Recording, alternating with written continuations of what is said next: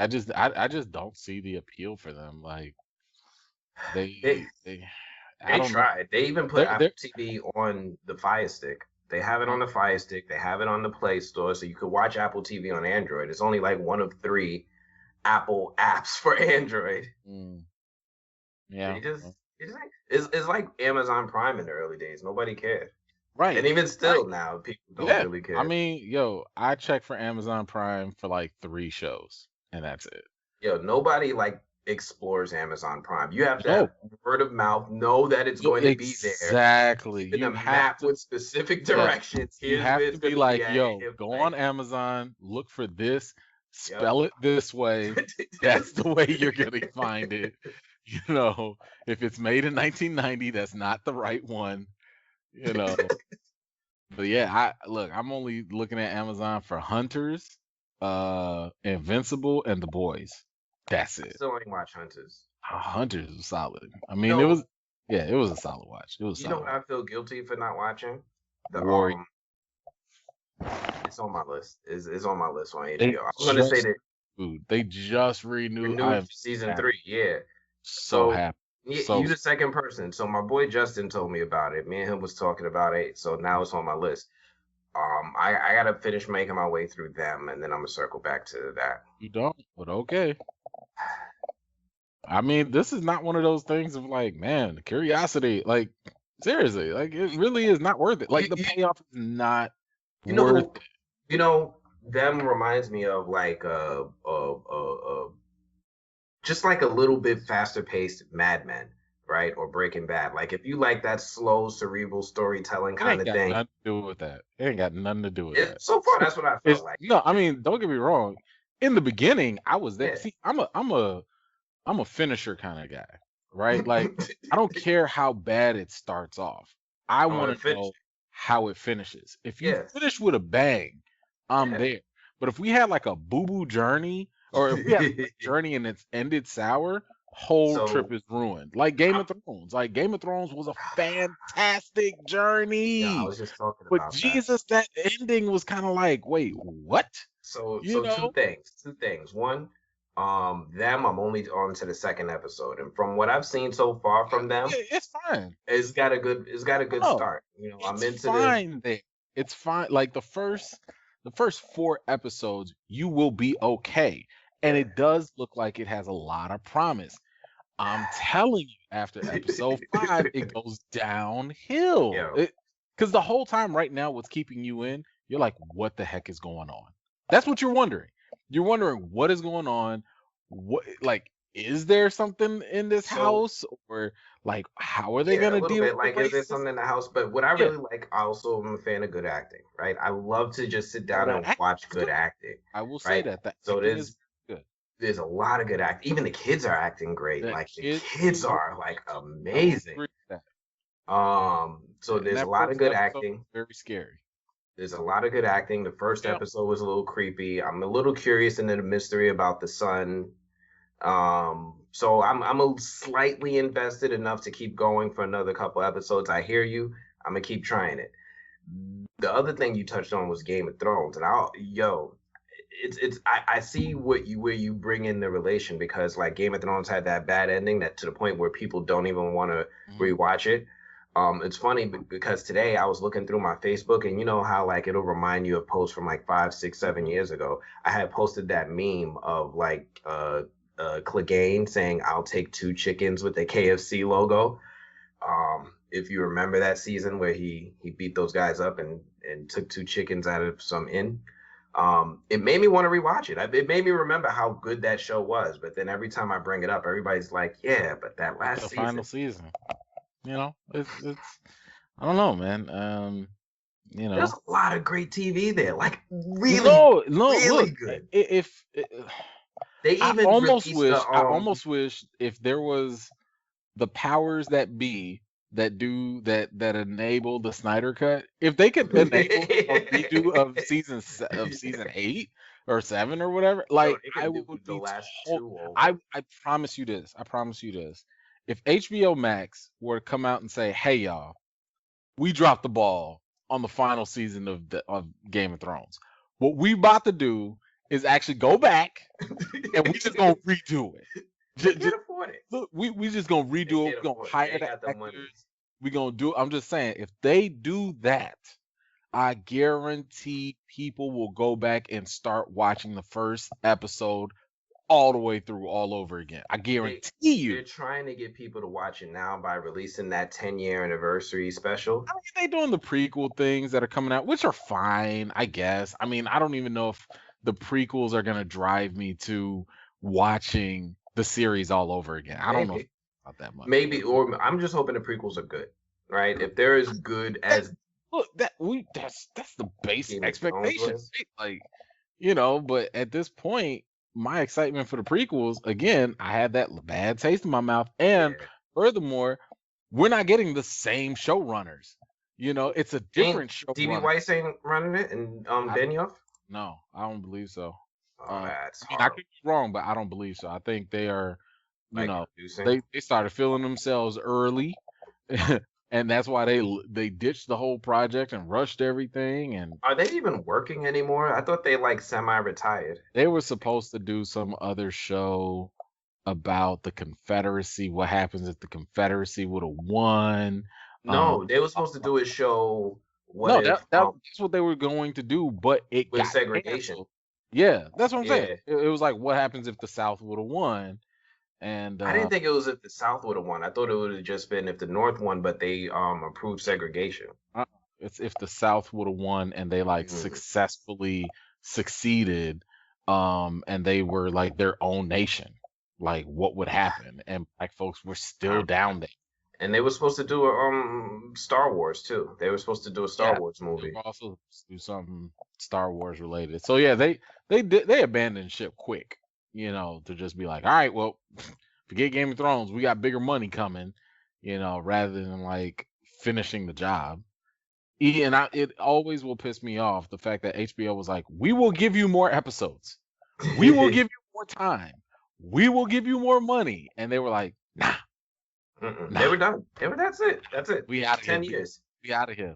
And the money that they made off of that show, the residuals they're getting, highway robbery at this point. You know, it's like Peter Jackson when he finished The Lord of the Rings. He never had to work again, right? He still doesn't. They should not pay them for the final season. They actually went and have worked since then. You know what they worked on? A Leslie Jones stand-up special. Of course. On Netflix from 2020. It was directed by David Benioff and D.B. Weiss. I don't know why they chose that, but that, you know, it's weird to me when like directors do big projects and then they do something like this, like Cherry from the Russos. It's like, why? The Russos, or Pain and Gain from Michael Bay. It's like, I really question a lot from them sometimes. Like, I really do think they're no, it's just that, like, you know, a lot of times they're like, yeah, we're storytellers and we like to tell the stories. And I get that. I'm down with that. And I feel like they clearly knock it out the park when it comes to comic book stuff. You know, I mean, I never watched Parks and Recreation, so I can't comment on that. So I'm just gonna assume that they are. No. You mean Arrested Development? Oh, sorry, Arrested. And I loved Arrested. Oh man, I'm a huge Arrested Development fan. I didn't watch that. So I can't speak on that. I'll just assume that they're good at TV because they're good at comedy. Like while I was watching The Office, I heard of people watching Arrested Development. So I'm like, okay, you know, like it's probably a good show.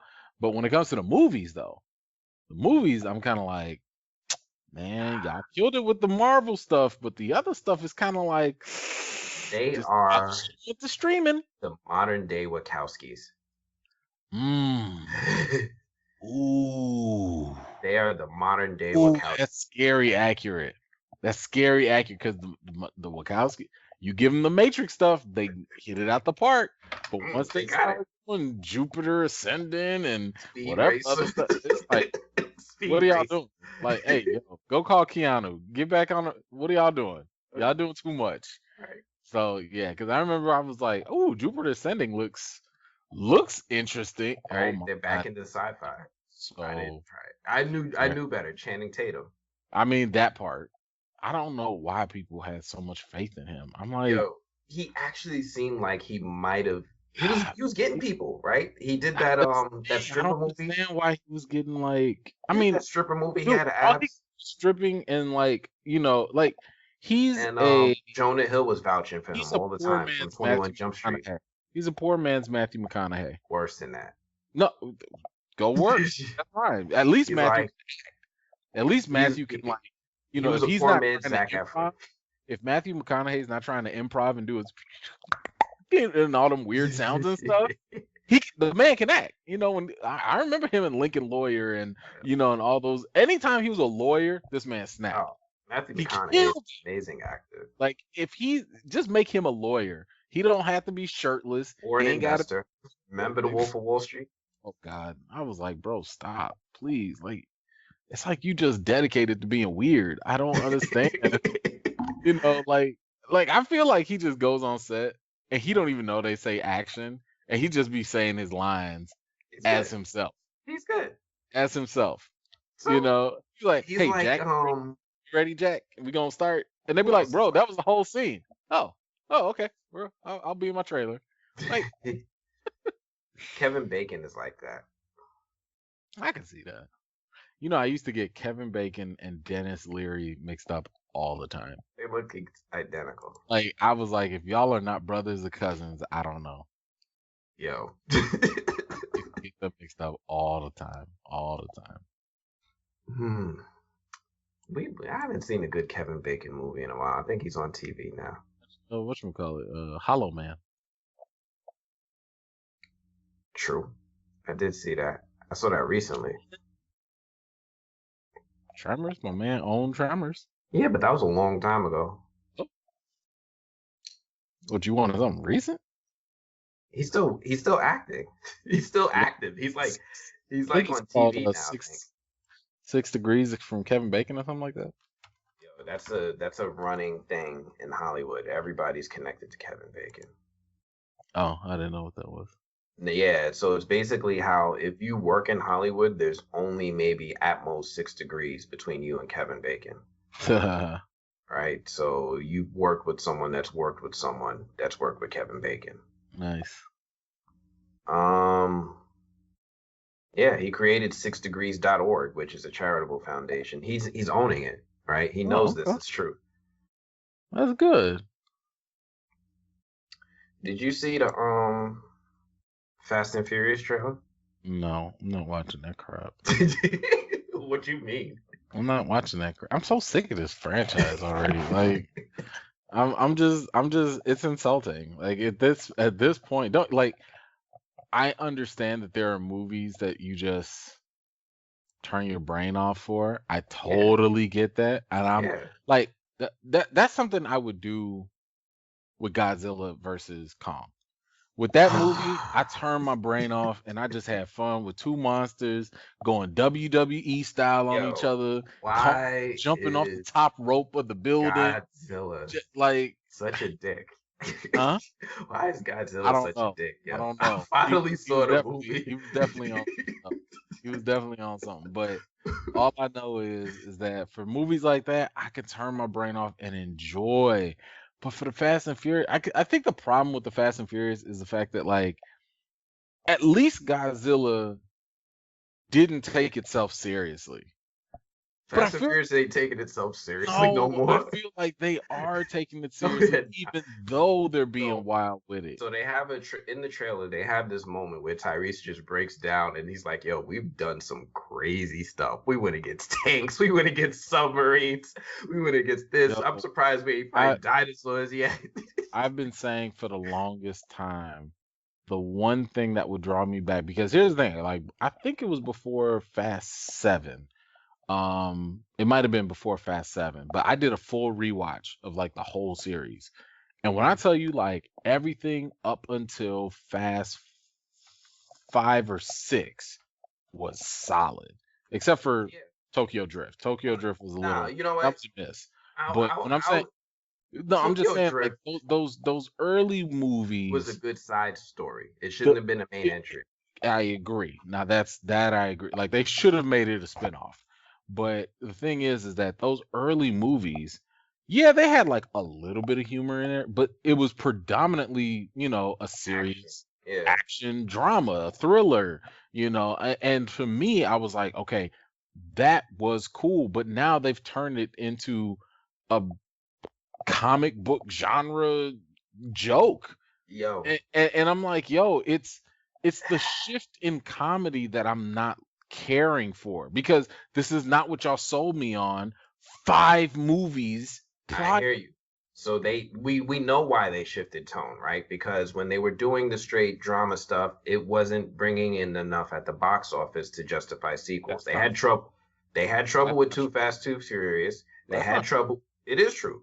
No, no, no, no, no. They were making money. The No, problem was, well, they were one, Paul Walker passed away, and then before I think all that was that. like that. Before all But the that. thing is, but here's the thing: they didn't start getting goofy and silly until like 6 or 7.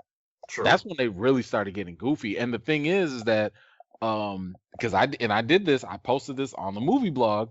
And this was back when I talked about Tyrese needing to shut up. Um, when he was having his beef with The Rock.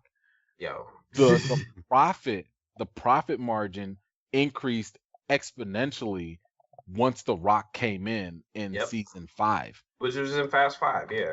But they didn't have to go silly or wild with it. It was just the fact that The Rock was So there. Fast Five, Fast Six, they didn't go silly. They went more espionage. They started to lean That was into that. fine. I mean, I Um, still wanted the street racing because I thought that was yeah, street racing fantastic. is a thing of the past. I There's no mean, more street racing in but these that's the movies. thing though. Like, what was interesting about this whole franchise was that they were showing us different elements of it that we never knew about. Right? And It I was was just giving like, us an insight into the underground scene. right. And that's what I'm saying. I was like, so did y'all tap all that? Like, is it done? There's nothing else that y'all could do with street racing. I mean, I at mean, least Tokyo Drift showed us a different type of racing. At least. it showed us At drifting. least. Which I never knew about. And at the end of the day, even if the movie was not that good, I still appreciated the fact that y'all hmm gave it something unique. And I'm like, now y'all not So giving me nothing unique. Y'all are just doing crazy. You guys are now just triple X on like steroids. That's part it. 3 is definitely the black sheep. I think it's a worthy entry. It's a little goofy, but just because, like you said, they did introduce a new type of racing, that's what makes it a worthy Fast and Furious movie, I'm in fine. my I'm fine opinion. with that. I'm fine with Um, that. I haven't honestly. I don't know if I've seen Fast 7, 8. I vaguely They all remember run 6. now at this point. Like Yeah. it's so stupid, especially because they don't even the stakes don't even matter. Like they try to raise the stakes, but then they go and cheat by not like disregarding physics. hmm And that's why I'm like, I don't care anymore. At least in the past, y'all would put in a nitrogen tank or something crazy. And yeah, you might have to Nas. do a Oh man, stupid they taught stunt, us but about like Nas. you literally might die. But now it's like, yo, I fully expect for you to walk out of a burning car. Like Every at time. this point, and your clothes not even be singed. I fully expect for you to fall from space in a car and just walk out with like barely a scratch. That is where my expectation is for this franchise now. And it's Yeah. ridiculous. It's Listen, ridiculous. it's not the franchise that it started out with. It's changed genres. It's morphed into this crazy stuff. I saw the trailer for it. It looks absolutely nuts. It looks insane. And they made the number one sin, the number one cardinal sin when it comes to movie trailers. They showed us way too much. Huh. Like I think they even showed the spaceship. Like it was Yeah, just I basically saw the whole movie. I I'm basically sure. saw the whole movie, right? We saw the Yeah. return of Han. We Here's the saw the thing. introduction of John Cena. There was no reason for them to show a trailer at this point. There's just Oh, not. they plan on releasing this movie now. But that's what I'm saying. Wait, when did they move it up? I think it did. I think it's got a Because I release think date. I think it was supposed to come out this summer, which is fine. But if June that's the case, 25th. yeah. But if that's the case, that's 3 months out. Yeah. It's Just not like they're replay, doing just TV ads. They're replay just your last trailer. That's nah, all you need to do. nah. Or do a super cut where you mix and match some of the stuff. Because that's the other thing that they messed up with is I think who did this? I think Falcon and Winter Soldier did it where no. It was Black Widow. So Black Widow, obviously, it got postponed. Yeah. They came back with a trailer, and I got so mad because, like, in this trailer, they showed so much stuff. A lot of the mystery that people had. I'm sitting there, was like, no, I think I can guess this now. Like, my whole theory about who Taskmaster really is, and the whole video I made, they showed 2 scenes, and I was like, theory confirmed. Like, I'm good now because y'all literally just showed it, and all the mystery, all the intrigue that was there, it's gone now. So at this point, I'm just gonna go in and be like, okay, I'm just waiting for y'all to reveal that Taskmaster is a blank and a blank. Well, I don't know. I have no excitement for the Black Widow movie. I didn't have excitement for it. It's gone way down since then. Gone down because they've shown so much. I will say this: I'm actually still more interested in Fast and Furious than Black Widow. And the reason I am is only for one reason, and that's because of the director, Justin Lin. Now that director, when he does a Fast and Furious movie, 5, he did 4, 5, and 6. He did the good ones. Okay. Right. And then he had to leave because he decided he was going to do a Star Trek movie and try to stretch his wings. So he hasn't done a Fast and Furious movie since 2013. That was the last time he's done one. He's coming back to the franchise, and hopefully he's going to add some credibility to it, because honestly, I'll tell you, those were my favorite ones. Hey, 4, 5, and 6 was 5 was the pinnacle for me. 5 was the turning point where I was like, oh, I'm trying to be good again. Oh, okay. So no, that's Fast and Furious. I'm thinking Fast 4 was the one with the return of Letty. Fast 5 was the one with the Rock. I didn't care about Letty at all, but the one with the Rock, I was like, oh yeah, okay. Now we getting into something. Yep. Now we getting serious, He also directed Tokyo Drift. I know he did. And that's like, bro. That's what got him. But you remember, he's the one who got us into drifting. Mm-hmm. Right. So yeah. I'm going to give this movie the benefit of the doubt. My bigger problem is the fact that I feel like Vin lets this franchise get, like, Vin treats this like Rocky. Like the way Sylvester Stallone treats Rocky. Like, this is his baby. This is his thing. But the problem is the fact that he allows his ego to get way. He don't treat it like Rocky. He treats it like Scrooge McDuck treats his bank. It's different. It's different. It's the same thing. Rocky is not going to. Stallone will not let Rocky out of his sights. No. So he's left Creed, right? He just redid the Rocky 4 edit, director's cut. Right. And then what was it? Was it a prequel that they want to do? I think they want to do a prequel for Rocky now, like how he became Rocky. I don't know about that. Yeah, that was something that was like in the works or in the talks or something.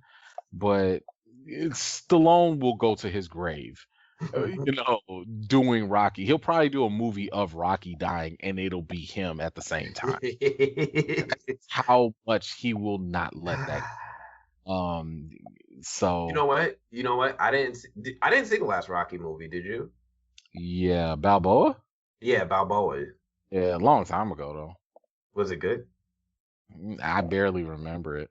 I wanted to see that, and I wanted to see Rambo, because honestly, when you think about it, like, some of these old actors make good movies. So like, I like the Expendables when they were coming out. Those were fun movies. Oh no, Rambo is terrible. Rambo's universally terrible. Like I got a brother-in-law that likes bad movies. Like, when I say something's bad, he's like, "No, man, that was exciting. That was good." And I'm like, "Okay, that's cool. You got a lower I get that. That's fine. You got a lower threshold." He came and was like, "Bro, that thing was trash." And I'm like, "Coming from you?" And I told him it was trash. So the fact that we was both on the same line, I was like, "No, it's confirmed." Like, I could tell you, if you were even remotely interested in Rambo, skip the first hour and a half. Just Rambo. watch the last 20 minutes. You don't even need to know what happened. Just watch the last 20 minutes, and that literally will cure any bit of curiosity you have. That's it. But you do not need to go watch that. Listen, I skip a lot of movies. I'm okay. Good. I'm trying to tell you, this is one where you can skip and feel just fine. Did you see that they announced another Star Trek movie? No, I did not. A new Star Trek movie is coming out in 2023. I thought this franchise was dead. I thought so too, and I don't think I care for it, because your boy JJ was just Doing a number on him. Did you see the last one, Into Darkness, Star Trek Into Darkness? Justin Lin did that one. Yeah, he did, and I It was don't care about that one either. that one was okay. It was It okay, wasn't but great. that's It the was thing. Like, okay. I don't remember it. I don't care about it. Like, the first Star Trek is the only movie that I remember. the more Time recent. travel, the Yeah, multiverse. that was the only one that I was like, yo, this was pretty cool. Like, Yeah, this made me tap into my Star Trek fandom just for a little bit. Just just for a for a little. little bit, right? You know, I never really watched the show except sparingly. I never knew what was going on, but I'd watch the episode anyway. But you know, um, but at the same time, like that first movie was on point. I was like, man, go ahead, Chris Pine, you got this. This is your bread and butter Yep. He now, finally had him a franchise. man. And then that He's whole been dying con for a thing with franchise. Benedict Cumberbatch just messed it all up.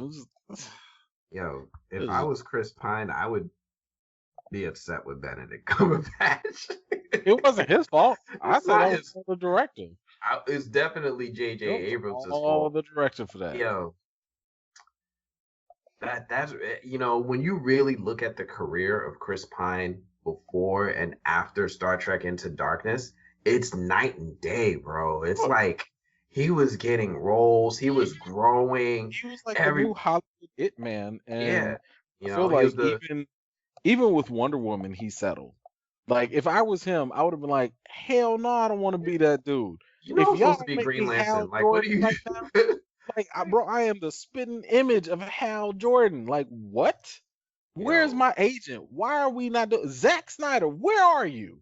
You the wanted fact a that Green he's not Lantern. Hal Jordan is a travesty, dude. It is. I would say it is arguably as bad as Jason Momoa not being Lobo. Yeah. Like at least he was Aquaman, and okay, that was a nice diversity move. But at the same time, I'm like, here's the thing: you didn't even need that. As far out as Zack Snyder likes to be, he should have just made Aquaman Aqualad. That's what he should have done, and just gotten a black dude to be that, and that would have filled in your little quota. That would have filled in the diversity card, and then you Damn. literally bring in Jason Momoa as Damn. Lobo from Man of Steel 2. Oh my God. Damn. Come on, man. I mean, there's still hope with the multiverse that they can make that work. There's still hope. But at Chris the same Pine time, Chris is Pine now should have. working on Dungeons and Dragons. Yeah, he's done. I think he's called it in. I think he's like, you know what? I'm just gonna get Jeez. what I can when I can, and that's it. I'm trying to see if there's anything redeeming about this. Actually, there is. It's got a really good cast, actually. I Chris don't know Pine. anything about Dungeons and Dragons. I've never played the game, so I have very little attachment and expectations to it. So To me, I feel like whenever it comes out, it's gonna look like a fake Lord of the Rings meets hear me out. We meets Game got of Thrones. we got Chris Pine. We got Michelle Rodriguez. We got Justice Smith. I like him. We got this Regé Jean Page, the dude from Bridgerton. We got Hugh Grant, and I don't know who Sophia Lillis is. That's a decent cast. Come on, man. Oh, she played Beverly Marsh in It. All right, so she was the girl in It. That's a decent cast.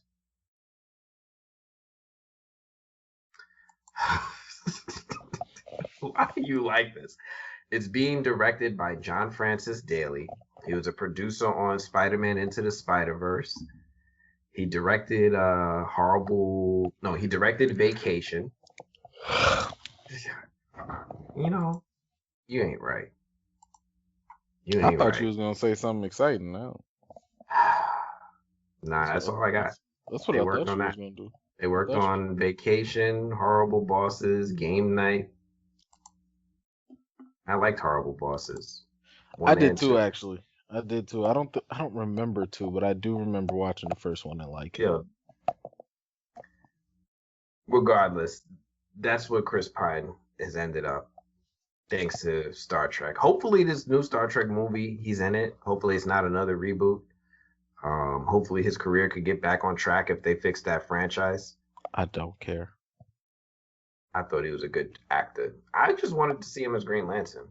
I do too. I don't know why him and his agent are not working on that. But now, His agent needs to be fired.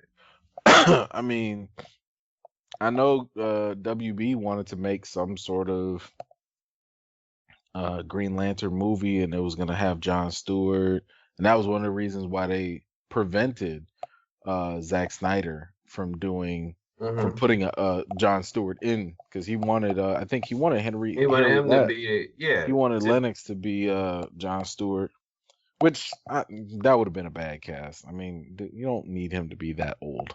Like, I don't know if he was going to make him Jon Stewart. He was. Like, at first he was, but then he opted to make him like Martian Manhunter. I don't know what's going on with the DCEU anymore. I don't either. They still making more. Black Adam started filming. Mm-hmm. And supposedly The Rock wants to restore the Snyderverse. And I'm like, dude, I hope he does. I'm like, dude, shut up. Stop. Just stop. You know, it's amazing how he could make and break other people's franchises. Like, he showed up in G.I. Joe and Channing Tatum was out. Right? He showed up in That was one of the dumbest moves. That, like, when they did that, I was like, this movie sucks. Like, you don't kill Duke. Really? Like, you killed That's what they did Duke? in the movie, though. That's what they did in the cartoon movie, right? They killed Duke right in the opening moment. I don't recall that. Snake, the Cobra Commander put a snake right through his chest, like right in the opening moments in the cartoon movie. I don't remember that. I remember Transformers did the same thing. They killed they did it with Optimus. So that was the thing. I still have yet to watch that in completion. That's one of them. No, huh?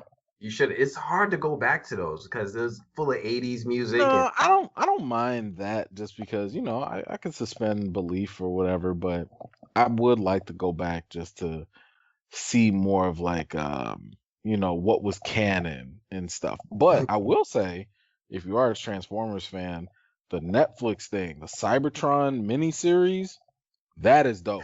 That is some good stuff. Because I was sitting here like, yo, I didn't even know it got that deep. I'm trying, okay? I watch Invincible. You got that. That's my first cartoon I've watched in. Well, this is CGI more like animation. So it's a cartoon in my eyes, okay? This is the first thing I've watched since Avatar: The Last Airbender. I'm gonna try baby steps. I mean that Transformers is not bad, and it's quick. Like, I think every episode is like 20 minutes or something, so you can burn through them.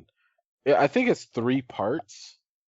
Yeah, I think it's 3 parts, but they're all on Cybertron, so there's no human BS or nothing. It's all about, like, them. Why do people hate the humans? Because they're a distraction. It's all about them. It's about their mythology. It is about like their history, their war. I'm sitting here like, yo, I didn't even know y'all had like ancestors. You know what I'm saying? Like, y'all have like mythical beings and stuff. Like, it's fascinating how much they really go into it. And I was just like, this is awesome, So whether you're a fan or if you're new to it, they are doing a really good job on Netflix with that Cybertron series. That is really quality work. Are they done? Are they still making new episodes? I think there's one more, because they have to eventually go to Earth, But, yeah. But all of this is really a prequel series. Yeah. Call me when they do Beast Wars. I love Beast Wars. Don't do that. I think Beast Wars. I think they hinted at it, but I don't recall. Beast Wars I think they hinted at the fact that there used to be Beast Wars, but whatever. It's like I don't know. It's like the underappreciated stepchild of the Transformers franchise. It's like that offshoot that some people really love. Animation. I think the animation kind of hurt it, because I remember watching it like every day after school, but after a while, it just didn't really carry a lot of appeal. I liked it. I liked you know what I liked about those cartoons back then? is that they always took that mature step in having an overarching long form narrative that was being carried throughout all of the episodes. So like not every cartoon did it back then. Beast Wars did it. They had that redemption arc for the Raptor one, the evil Raptor that went from a Decepticon to an Autobot. I like that whole thing. It was like when I don't know, like any other show where you had the villain become a good guy, like Vegeta. It was like Vegeta's arc in Transformers. So I really this Cybertron has they have a couple arcs that kind of work like that. So if you like that, they do kind of do that in the Cybertron series. When I'm done with Invincible, I'll be open up for another show. Right now, I got enough shows. All right, I got Invincible, I got Falcon and Winter Soldier. I'll be watching, and I'll be watching them now. I can only do 3. I already told you what you could do with them. Falcon and Winter Soldier is about to end. Them is on its way. After Falcon and Winter Soldier is what? What If? I'll have time. It's gonna be Loki. Oh, Loki. But Loki's gonna be like in June or something like that. You see the second Loki trailer? Second one? Hell no, I ain't watching no more. Come on, man. I'm not watching all. I don't know why you want to watch these things. Like, here's the problem. The first trailer was just a teaser. This is the first full. Oh, you're talking about the first full one? Yes, I saw the first full one.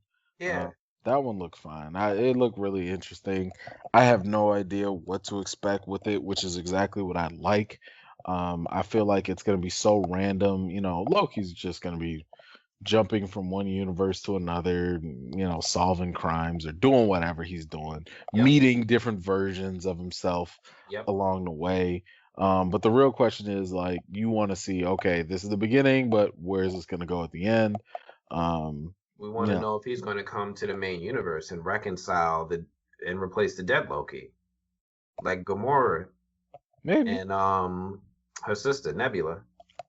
Maybe. I mean, he might. We've already got alternate reality versions running around in the modern MCU. Why not a couple more? And I like how they identify him as like a variant, right? Like Owen Wilson's like, oh, there's this Loki variant. How do you know you could trust him? So I kind of like that they've labeled him as such so that they can take him off the board if they want. I'm looking forward to is the fact that I want to see what the time variance, you know, group, what they add to the MCU, because this to me is going to be equivalent to when we got into the world of Doctor Strange and we started learning how does magic work here. You know, so I want to see, okay, how do y'all deal with time, or how do y'all deal with the multiverse, or both? You know what I'm saying? Like, I want to see how they expand this knowledge and everything from that perspective. Loki is going to be their revolving door to be able to bring characters back after this. This is how they're going to introduce Tchalla too. I mean, obvious first ones are going to be Black Widow. You know, they could bring her back. If she's dead. Don't do that. Black Widow. Yeah, I already got a whole Captain America, right? I got a whole theory explaining she ain't gotta die. And the Revengers, which I need a multiverse for Captain America. I would love for them to bring in the Revengers. Sure. The evil version of the Avengers, they're like the crime syndicate for the Justice League. That it's like Thor with 2 R's. They have, instead of Hulk, they have Claw. It's like they're an inverted version of the Avengers. It's like, you know, bring back all the characters and just change their behavior. Yeah, I think it would be fun. Sure. It ain't no fun. It'll work. Recast Tchalla. Yeah, man.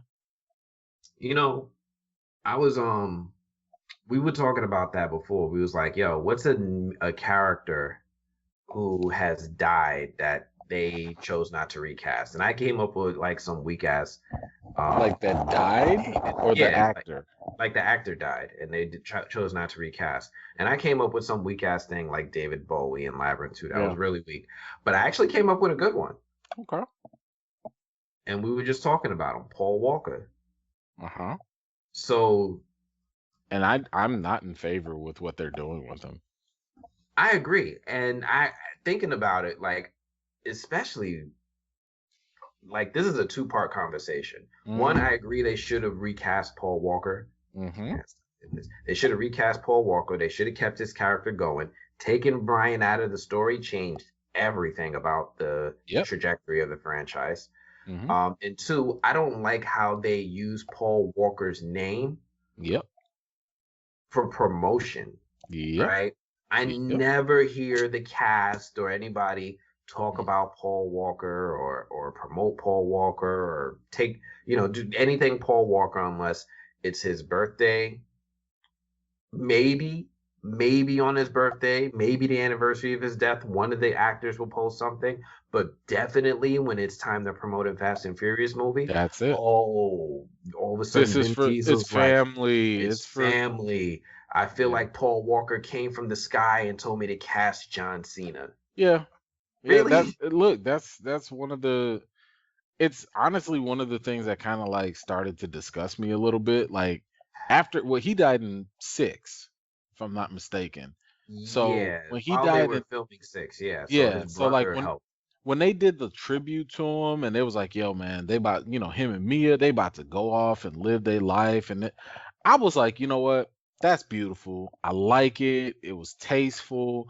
You got to say your goodbyes. We all got to sing the Wiz Khalifa song and Mhm. and all that stuff. And I was cool with that.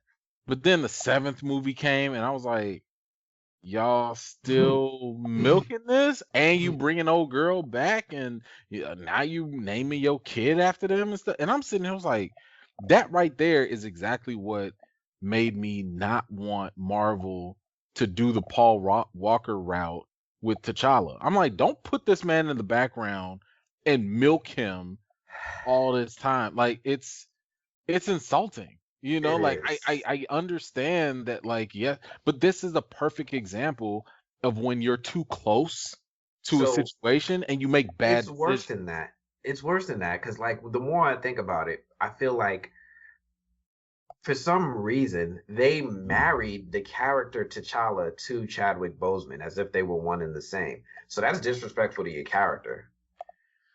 I don't know. I don't know if I I'd do. say that. I I mean, do.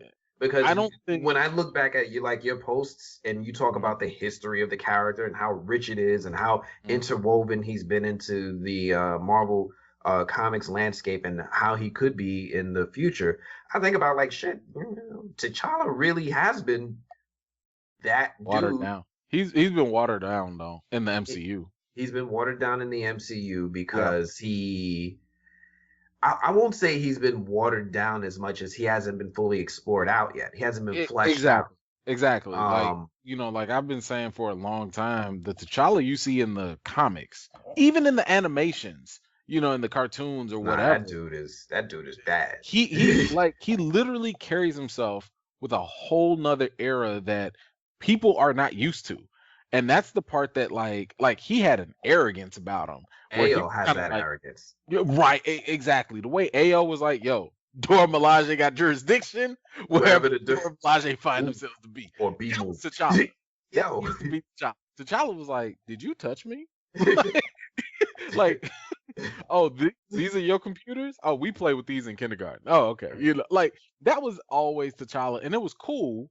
Matter of fact, even in the Avengers Assembled, they had a Cartoon? really the cartoon. They had a really dope episode where Tony Stark, Captain America, and Thor, they were missing. The big three. They were missing. So it was a interesting time for them to kind of test the new Avengers out. So they had Captain Marvel, they had uh um Black Panther, and and Hercules was there, and so they had all these replacements, right? Mm-hmm. And the cool thing I liked about it is they actually had because even Captain Marvel, she's not the exact same compared to the movies, but she was the Carol Danvers from the comics where she was like, yo, like I'm the leader. You know what I'm Yeah, saying? Like arrogant. Like you fall in line. But then T'Challa was like, excuse me, I'm royalty. the only Like person in you here that's a king. exactly. Like I'm the only one that actually has battle experience and I this and it. And it was a dope episode because it was a constant butting of heads in terms of different leadership styles. Like Mm-hmm. she was the reckless one, he was the more tactical one. And of course, obviously they make up in the end and they find out a better way because it was always like, yo, who should actually lead the Avengers? Should it be T'Challa or should it be Carol Danvers? And I'm sitting, I was like, my God, that right there would have been gold in the MCU. It would have been pure gold to have Captain Marvel and T'Challa going at it like that. Just kind of similar like Steve and it was Tony, supposed to but be like different. Carol and Tony. It was supposed to be like if we go to the other Civil War 2, yeah, but I think it would have worked out better if it was T'Challa and Captain Marvel because again, they're getting rid You of. could put T'Challa against a lot of people, and it's You interesting, could. right? Like a lot of people wanted to see T'Challa versus Wolverine. Sure. I mean, that's too far out. It's too far out. Far out. I mean, I if we're talking about comics, we wanted to finish T'Challa versus Captain America because they alluded to that a little bit, right? They were setting little hints of that with them racing and all that other stuff. But yeah, any of these little matchups would have been fun to watch. Well, yeah, the whole Paul Walker thing, man. Like, I don't like the milking of it. But again, I feel like this whole franchise has been milking itself I'll watch for it. years. What I really am interested in, I feel like it's still gonna make money because of the namesake at this point. What? Mortal Kombat? No. Fast and Furious F9. Yeah. But I'm curious how much it would have made had The Rock actually been in it. Because if The Rock was in it, I feel like you can automatically add an extra 100 or so 200. That's interesting because I'm curious about He is supposed to come back for 10. No, I was gonna say what's his name? The other wrestler, John Cena, yeah.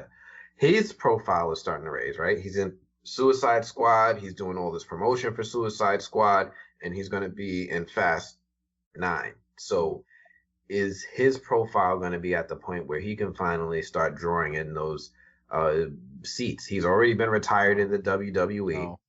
I mean, if you look at the trajectory of The Rock versus the trajectory, it's not even close. It's not far apart. No. It's not even close. Cena can't carry a movie. The Rock was able to carry. No, he movies. wasn't. Yes, he wasn't. Yes, he was. Scorpion King was terrible. So it was terrible. And how much did it make? How much did it make? Not enough. Okay. How much did his next movie make? The Rundown with Sean William Scott, it didn't make no money neither. Early. I'm talking about going past that.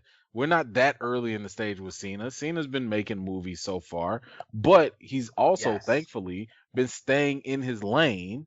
He actually also, I want to say after that first comedy he did, he was like, yo, I can't act. And he went to acting school. So that's the same thing The Rock did. So The Rock did the Scorpion King. He did the Mummy Returns. He did the Rundown. He didn't get no burn. So he stopped. Okay, that's early. Keep going. He stopped. You're leaving out a huge chunk. Hold on. Within the 3-year window, his turn came in Be Cool, the movie, the sequel to the John Travolta movie.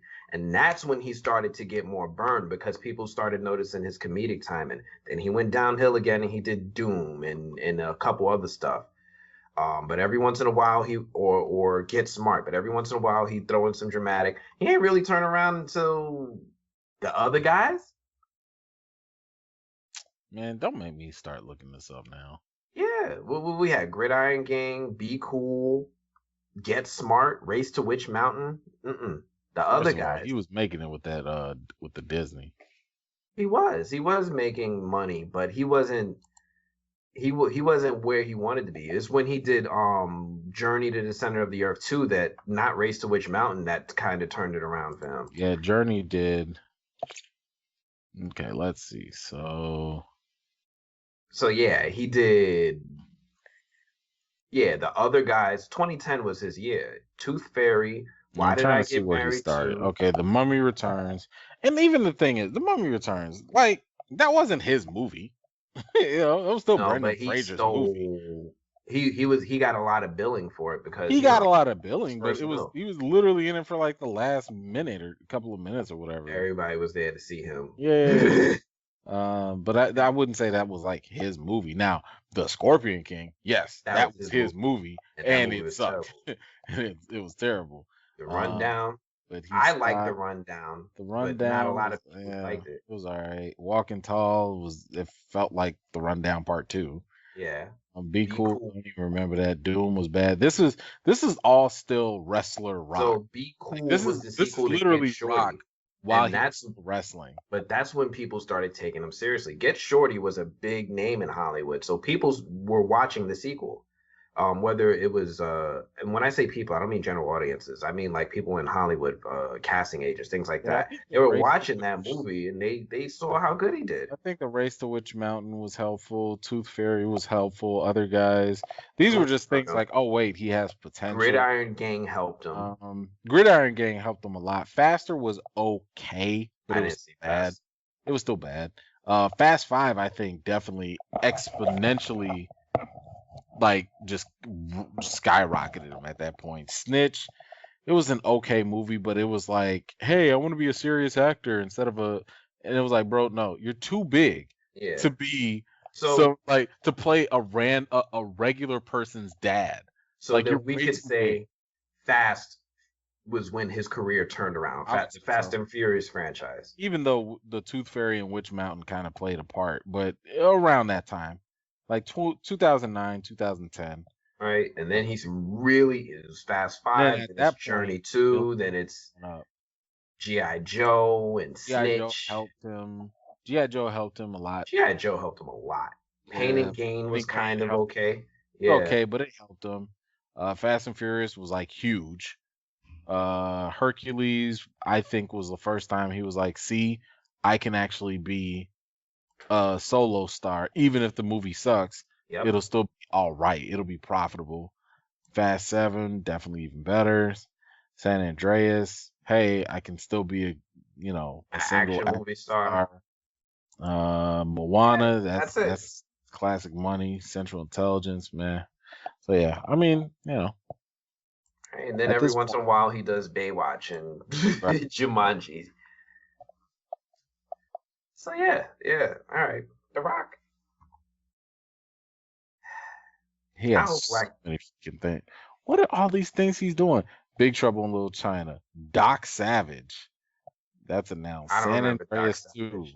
I don't know why you doing a second one. The King, King Kamehameha, I Black. know why he's doing that. Oh, I Because know it's that Hawaiian. too. That's his whole Yeah. heritage. So I get that.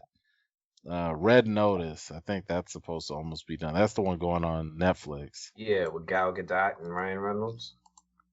That should be interesting. Netflix is on it. This year is their Looks year, like yo. we are throwing all the monies. Yo, and it's gonna pay off. Oh, The I think movies so. that they have. People don't realize that like Netflix burns money for long-term gain. Like a lot of the stuff that they gain is based on the fact that like, because like I was on another podcast telling people this. They was like, man, Netflix paid like 450 million for 2 movies. Mm-hmm. And it was like the Knives Out. Knives Out. And part of that was also like 100 million each was going to Ryan Johnson and Daniel Craig. Mm-hmm. And they was like, man, Netflix wasted their money. I was like, no, they did not. Like, you don't realize that like Knives Out 2 and 3 probably wouldn't be blowing up in the next 2-3 years in theaters. They probably won't. It's probably gonna be some other big blockbuster. But you put it on Netflix, the number one promoter of Netflix is Netflix. Netflix is the number one person to promote their own stuff to make you feel like whatever you're getting promoted needs to be watched. When they hit you with that opening trailer, like, this is what everyone on Netflix is watching. This is number one on Netflix. This is the top 10 in Netflix. People are gonna be like, oh snaps, what is okay? I guess I need to check people this watch out. Malcolm and Marie because of that. That's what I'm saying. They made me watch that stupid other movie, What Lies Beneath or What Lies Below or whatever it was. I'm about to watch Bad Trip because of that. Bro, I'm about to watch Bad Trip too. But I'm like, yo, but that's the thing because they know what happens when one or two people watch it, people start talking about it. then it becomes like Bird Box is the perfect scenario. It's the perfect example. Army of the Dead. Army of the Dead looks decent, man. That movie looks tight, especially that new It makes trailer. me want to go watch Dawn of the Dead too. You right? I want to go back I and might go see watch if it 'cause I remember Dawn of the Dead being like one of my favorite that zombie was movies. with Mekhi Phife, right? Ving Rhames. No, and Mekhi Phife. Was he in it? Yeah, He was? yeah. He was the black guy with the gun. Oh, okay. Yeah, Yeah, I remember that. go see that again. Right? That's Zack Snyder back in his wheelhouse. That's all I'm like, bro, this is where I need you to stay. I need you to stay making these independent Listen, man. I already movies told that you have how I feel no about Zack Snyder. expectation. That man was misunderstood. Whatever, man. He Whatever. just don't need to be messing with properties I ain't never heard a director have more excuses made for him. He should just not mess with properties where people don't want to see their characters changed.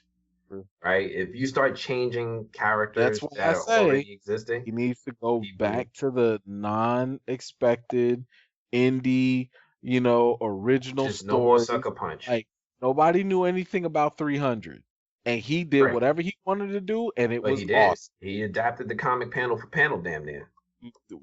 And that's fine. That's fine. Like, no, I didn't hear anyone saying like, "Oh man, you did this wrong," or "Oh man, it was too straight." Whatever. Because nobody cared. Nobody knew about it. Killed it. He needs to do like what he's doing. If he does to do another comic book movie, I hope he stays away from Marvel and DC and just goes straight independent. Do like Invincible, right? Do a live action Invincible. I'll be okay. I wouldn't even have him do Invincible. Why? Because again, like I think that you have expectations with that. Like he needs to go do an independent comic. Or The Boys. Do The Boys. I wouldn't even do The Boys because again, it's kind of like that has a whole style to it. He needs to do something that literally no one has really heard of. You know what I'd like for him to do? What? And this was a comic, I think it was DC maybe or Image, Darkness. You remember The Darkness? The Darkness? Yeah, that was Image. That's like related to Witchblade. Yeah. I wouldn't mind if he went and did all that. If he did Witchblade, if he did The Darkness, because I remember I don't like the trying story. to get into them. Yeah, the story was a little like I bought like the first couple comics a long time ago, and I was just kind of like, yo, I like love the art. how it kind of started. Yeah, like it gave me that Spawn vibe. Yeah, and she's wearing a symbiote. Oh, I'm thinking about Witchblade. Witchblade's wearing a symbiote, but so is he. He's wearing a symbiote, and he's got all those little demon guys around him that look kind of cool. Has like a son or something like that. Then like he loses his powers or he dies. Something weird. Like he can't have sex. Like, oh, this is a weird condition to these powers. Hey, I don't want these no more. Who make these rules? But there's a rule where you can't have sex if you have these powers. Just take them away. I'm done. But that's what I'm saying. Like, you might as well do that because ain't nobody has expectations for that. Just do those. Do The Darkness. Do Witchblade. Because even if you screw that up, the amount of people that know what actually happens there, ain't nobody listening to them. I would almost say he should do Spawn, except Spawn doesn't have a good story. I would be okay if he did something that's just as far out there, like the Savage Dragon. Like the Savage Dragon is like. I wouldn't mind if he did Spawn. Spawn ain't got no story. I'd rather him do it than McFarlane. I would rather he team with McFarlane, just like he did with Frank Miller on 300. Sure. Right? Frank Miller co-directed 300 with him. But if McFarlane, I've said for a long time he needs a co-director. Yeah. I've said for a long time he needs a co-director. Like he is a prime candidate. Like if you could I guess you can't do that. You can't just put him with a good writer and expect good stuff to come out. That will not. That's work. Not a promise. Not work. Right? We know that now. But yeah, I mean, I would be okay with him doing like Savage Dragon. I feel like that's probably Image's hidden gem as far as comic book stories. Everybody's looking past it. They look at Walking Dead. Let him do Ninjak. Oh no! Let Or him do Gen 13. the warrior guy. You remember Gen 13? I do, but it's slipping my mind. It sounds Gen familiar. 13 is like Image's version of the X-Men, but they're all teenagers and they're Oh like yeah. No, hypersexualized. no, Yeah. no, Or no. Michael. Yeah. That Eternal Warrior guy, whatever his name is. How about this? How about this? Wildcats. I was thinking Wildcats. I honestly was really thinking Wildcats, but then I was like, I don't want him to get that animated. I think he does very well if he's able to go dark, but at the same time, a little fantasy. So, That is but just that's what I'm like saying. that. But the thing is, like Ninjak is something that you can, it's basically a Ronin story, you Yeah. know. So I would be very okay if he did that. If he did a ninja story, I could see that. Ninjak, yep. Hmm. That character is never going to get a movie though. Man, have we had a movie with like a black ninja? We're getting the one. The animated is coming out, and they're going to do the live action version of What? it. The one that Lakeith is voicing. No, it's Yasuke. Yeah, it's getting a live action. Samurai, not a ninja. It's a Okay. black samurai, not a Okay. ninja. Okay. I'm talking Okay. about like the traditional ninja, like masked up and everything. Okay. I'm with you. No, I'm asking, have we had that? Like, I'm No, not talking about because no that's not Bruce Lee a. movie. I'm talking about like, have we ever had a character that happened to be black, that happened to go train in the martial arts? Not in starring in their own movie. No. I feel like that's an opportunity for something. So Not even a comic character. they've toyed with that a couple times. I don't know what the appetite is right now. Or Maybe after Shang-Chi, people will be interested after or Marvel makes it popular. maybe not even that. Maybe there's like an African version of ninjas. Like if there were African ninjas, So you basically saying make a Dora Milaje movie. I didn't say that. Dora That's Milaje basically the are African ninjas. not ninjas. They are They are warriors. They're like African Amazons. they are the equivalent to the They can fiercest of probably any fight. nation. They can be similar to that, but no, I'm talking about like a secret society of like black African ninjas. I think I just made the next big movie. Like they come from specific tribes and or they're a hidden tribe in Africa or something. Totally, exactly the Dora Milaje. It is not the Dora Milaje are no different than the Amazons.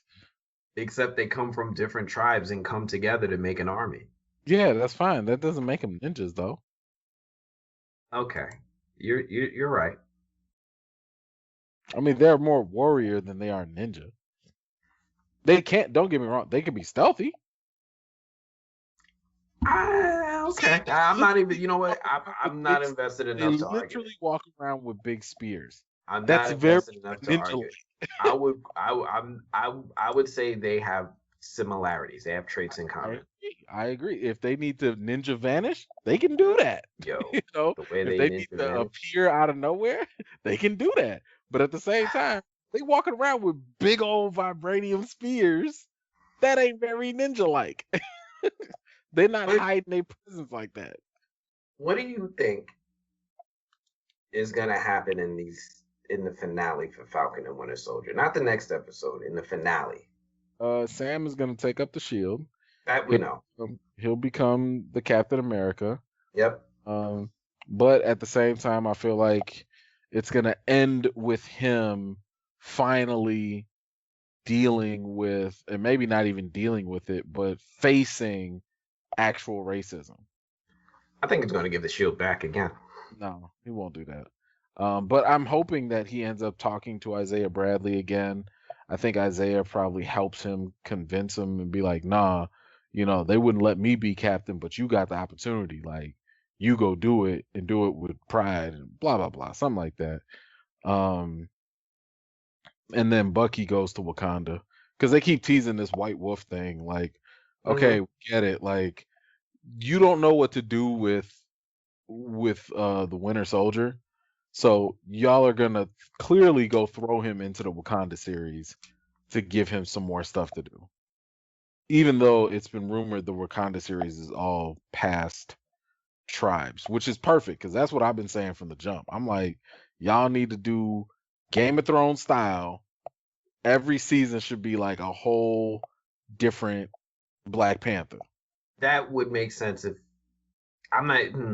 I'm a stew on that because Marvel doesn't seem interested in telling contained stories with their franchises. They It seem doesn't have very to be much. contained. That's the thing. Like the Well, and to make a what serialized series, like to make it like a continuing narrative without it being interdependent on see, other and franchises, that would be the tough part for them. that's the thing. They don't Like like doing that. I don't know what they're thinking with that. Personally, I mean, I have my ideas as to how I would take the past and connect it to the present. I hope that's kind of what they end up doing, because the comics did that. The comics found a couple of different ways to tie all the previous Black Panthers or Mm-hmm. all the previous traditions and stuff Sure. to the present.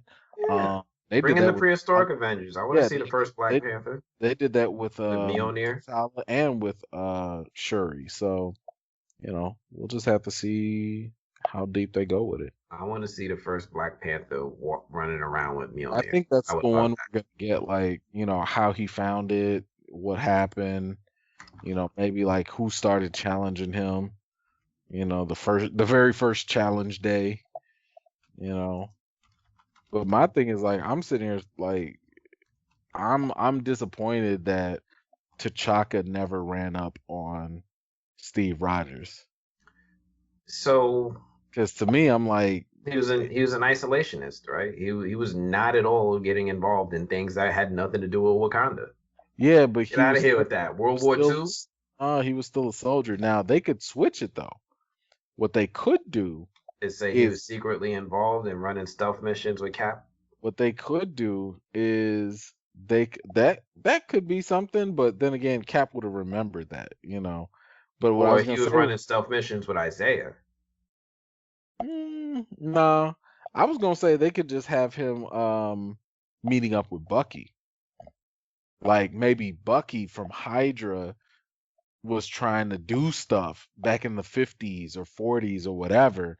He tried to invade Wakanda, and T'Chaka handed him a whole, like, just whooped his butt. Maybe. Maybe. Yeah. Mainly because the Wakandans didn't seem like they were revealing themselves to be who they really were. So I don't see any other nation trying to target them Well, because they were well, that's playing that's the possum. thing. Somebody always makes it Figures it through. out. Well, Somebody there's always, only that one person. It was what's his it was name? Claw. No, it was Claude. Claw that just he got through. But we Yeah. don't know if other people knew more or not in the past. They probably never lived to tell more people, but Yeah. there could have been, infiltrations and because to me, I'm sitting here I was like, I want to know what prompted them to create the Watchdogs. Like what made you do that? Clearly, you didn't trust the outside world that much that you was like, no, we got to keep eyes on them before they start coming back on us. Mm-hmm. So show me why y'all created. I still want to see who's a watchdog in the MCU. We Mm. ain't seen not one. I want to see one random black person that we've been seeing all this time, and they pull their bottom lip and be like, aha. Watch it be Rhodey. It won't. He was, No, I'm joking. I'm joking. you know. I hear you though. Like I forget about them, but I'm also not really invested in all the watchdogs being I out feel there. like But I it could guess totally be similar to how Agents of Shield was a thing. I'm trying to look forward toward that, right? I'm trying to look forward. I'm trying to imagine, what is the Marvel landscape going to look like when that show releases? Because it's going to all be contextual, um, as all these shows have been so far. We're talking about after, Shang-Chi. We're talking about after the next Captain Marvel movie. We're talking about after the Eternals. What's going to be the landscape for the Wakanda series that they do this? The only thing I can honestly think of is maybe the intergalactic Wakanda show, I would um, love that. Like if because they that's a prequel.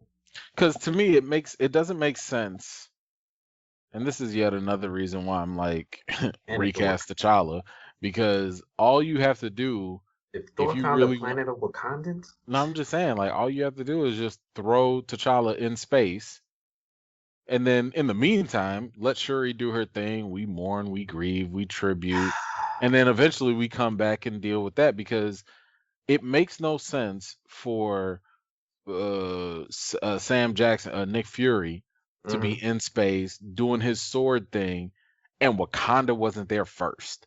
Like no, Wakanda had spaceships, that would be like totally great, bro, they had spaceships in the 90s. They didn't. right? It wasn't even spaceships. They had personal airships hmm that probably could go to space in the 90s. I'm like, you mean to tell me y'all never went outside the hemisphere? Yeah, Like, 'cause I know Wakanda's have been to the moon and back. they've got opportunity to set that up. We got Captain Marvel 2, we got Secret Invasion. They have enough time to set up the premise of somebody, Guardians of the Galaxy and Thor, of somebody wandering around in space and coming across a planet full of Wakandans. Like, oh, Right, right. right? So they Totally have a possible. chance. Totally possible. It's still totally possible. It's hard to predict what that show, how that show will be written, because you have to know what the Marvel's landscape is going to look like at the time of its release. Hmm.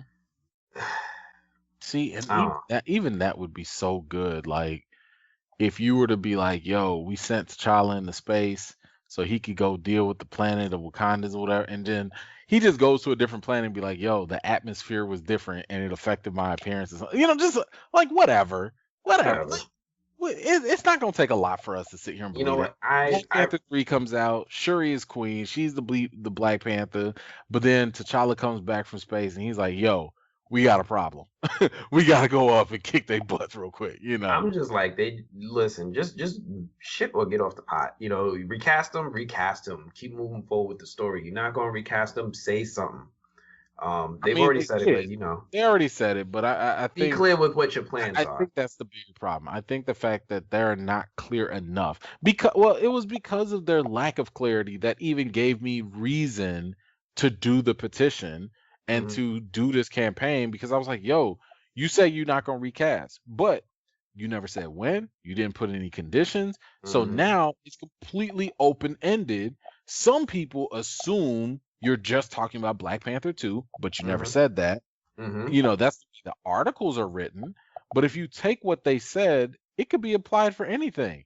Are you gonna do T'Challa and Black Panther 3? We're not gonna recast. Are you gonna do T'Challa and Black Panther 4? We're not gonna recast. So when you say you're not gonna recast, I have to now just take it as you're being indefinite because you didn't put a conditional statement on that. I So mean, I also I'm know just saying that they it's lie. open I, ended. I I hear you. I heard that It's statement from Feige, and I just immediately dismissed it. Right? I get why everybody took it to heart. I dismissed it. I don't know why. I have this like lack of belief from Kevin Feige to tell me the truth. In addition to when somebody says something will never happen, sometimes it does. I mean, listening to many of his interviews, I know that one, everything he says, he's very calculated. Yes, Like he's more trained than the actors are trained. Like agreed, even when hundred I was percent. listening to him on a conference call with other people, I saw his brain moving with everybody's answer before he even thought of a joke to Mm-hmm. reply to people because he was just What like you can could I tell can I say? yo, if I say this, are they gonna make theories about it? Okay, if I say this, are they gonna write articles about it? Okay, I got it. No. Like that was him. So it's one of those things where I'm like, he's not gonna say stuff without thinking it over 5 times first. Right. So when he says, for that reason, we're not gonna recast, he knows good and well that one, people might assume it's only for Black Panther 2. Mm-hmm. And two, because it's open ended, you never said indefinitely and you never Mm-hmm. said temporarily. You Mm-hmm. just said, we're not going to recast, Right. because you don't want to give anybody any extra hope that, like, oh, they won't recast now, they'll do it later. And you didn't want to give any hope at all because that gives him leverage to change course however he wants. So he's a master at this. He knows. Yeah. That's why I was trying to tell people. I'm like, the whole point of the petition was really to force Marvel away from one decision. It's not to dictate, you know, what they should do with all the characters and where the story needs to go. No, you got 50 million ways you could tell your stories. All this petition is talking about is don't do that one thing. Just don't kill him off permanently. Like, even if you want to kill him and you bring back the time variant or a multiverse or he was a scroll all along, whatever. Just you need T'Challa. Like, man, somebody brought up a dope quote that blew me away. Right. Let me see if I can get it for you real quick. Cause like I was like, all right, we gotta pass the collection plate. Like this because I've been bringing up a lot of times the fact that T'Challa is the very first leading black character in the MCU. Mm-hmm. And it's a real shame to throw all of that away. And this brother like hit me up and he was like, because I had said in a post, I was like, man, I'm really happy that people are starting to understand what the Recast T'Challa petition is all about. And this guy replied and he said, I don't think people misunderstand it purposely. They see black actors on screen and think it's all good, not really understanding that those faces are relegated to certain roles in certain movies with a certain season. A leading role in the MCU is a life-changing gig. Don't agree? Tell that to Robert Downey Jr., Chris Hemsworth, Chris Pratt, or Chris Evans. The MCU is a top dog studio. These kind of roles don't come along every day, or decade for that matter. Erasing it is a disservice to the work Chadwick put in and the progress black actors have made over the years. I was like, bro, snap, snap, snap. Like, that's it. That's one of the reasons why, like, recasting T'Challa, the role, is so important because how many leading black characters do we have? Falcon is not a leading black character. I'm sorry, not. He's a co-star. And he's even getting overshadowed, even in his own supposed show, by Bucky. I'm sorry, Rhodey is a supporting character. Just because a lead star in a TV series is not the same as a lead in a movie. It's just not. T'Challa was the only one we had that could lead an actual movie. And there's no reason to get rid of that. Blade will be the second one. I'd say Blade will be the second one. I'd say that's only because Chadwick was probably the best black actor they hired. I agree. But now it's not like there aren't other black actors that could do it. You know what I'm saying? Like, no, but that was the best one that they hired, right? Don Cheadle is probably better than Chadwick, arguably, but he's not given that opportunity. And that's my point. So for example, there's a rumor out there that John Boyega could be coming in as Blue Marvel, right? John Boyega is a solid actor. You put him as Blue Marvel.